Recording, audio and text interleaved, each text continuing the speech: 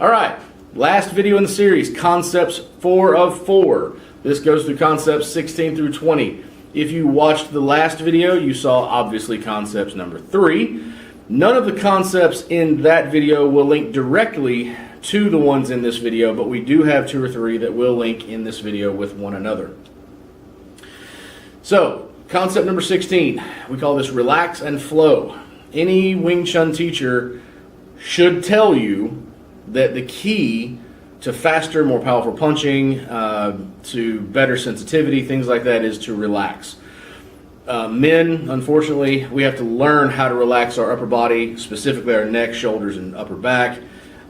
So when we get into this position, learning how to relax is going to simply increase everything else you do. It's going to make everything in your Wing Chun training much, much better. Flowing, on the other hand, is, you can look at it a few different ways. You can look at it as chaining techniques, where I do this technique and then this technique immediately after it, flowing from one technique to the next. Or you can look at it as simply yielding, which is another one of our principles. We talk about yielding. We're flowing with the movement.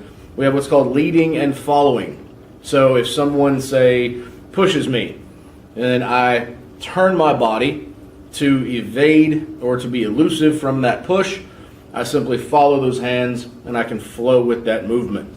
And that's really all there is to it. Relax and flow. Concept number 17, be like water.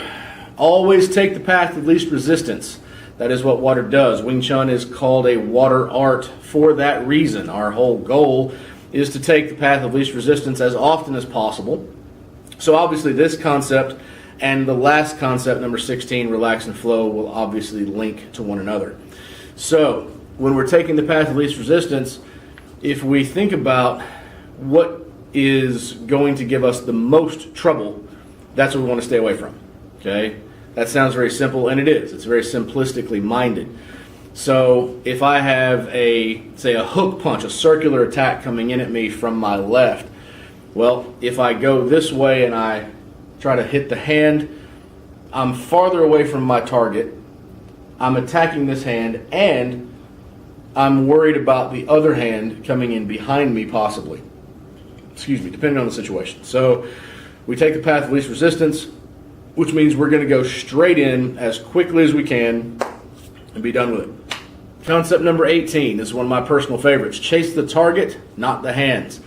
This is one of the biggest, most common mistakes I see in young Wing Chun students. Not young age, young in experience. So most people, myself included when I started, when the hands are moving, we have a tendency to watch the hands. And the problem we don't really recognize early on is that your eyes don't work very well at that range. When we're talking about trapping range and getting into grappling range, your eyes don't work as well as they do from a distance. So as my teacher used to tell me, you're not going to see the punch coming in, you're going to see it coming off your head. That is assuming you're still awake. Okay? So when we talk about chase the target, not the hand, it's very easy. That hook punch I was talking about earlier, if it comes in, it's very easy for people to go out here and stop the hand.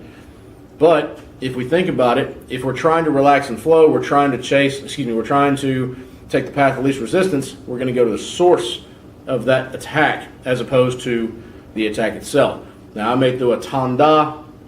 The tan is going to hinder the attack, but what is the strike doing? The strike is cutting off the source of said attack. So when we chase the target, not the hands, we're always keeping them on the defense. Number 19, calm the mind. This is a big one. Lots and lots of people, myself included, had a big issue with trying to do this early in my martial arts career. I've noticed a lot of people have a problem with this as well. Calming the mind, I think it's one of the hardest things to do, at least for myself, because we think all day, every day. That's what we do. We're contemplating everything from decisions that we might make on the way to work, on the way home, who we spend our time with, what we do, who we do it with, all these other things going on. When you talk about Wing Chun training specifically, I tend to see in my students their indecision about which hand to use.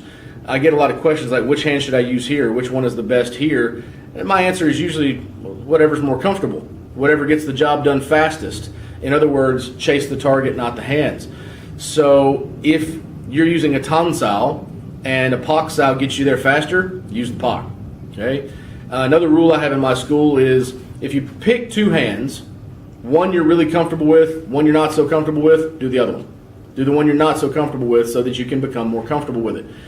So when we talk about calming the mind, it's a process, of course, but it's a process of comfort. The more comfortable you are, the less panicky or the less stressed you may feel about it. When you're doing your Wing Chun training, if you're doing Chi style or cross hands or anything like that, and you start to get overwhelmed, we all tend to panic. We all tend, or freeze. You've all heard of the fight or flight. There is a third F in case you were not aware of freeze. So people either fight, fly, or freeze. And so we're trying to make sure that we are always in the fight. We don't want to fly, and we don't want to freeze by any means. So calming the mind is the first step to really getting to a point where you're comfortable with your training, where you don't have to think so much all the time. Gives you one less thing to think about. Number 20, focus on touch, not vision. I've already said earlier that the eyes don't work at this range as well as they do from a distance. If we're kickboxing, I can read the body, I can see what side of the body you're giving me, what side you may be throwing. In trapping range, we have to focus on feel. Building up those sensitivity drills, doing those things that will build us up sensitively to feel what may be happening and when.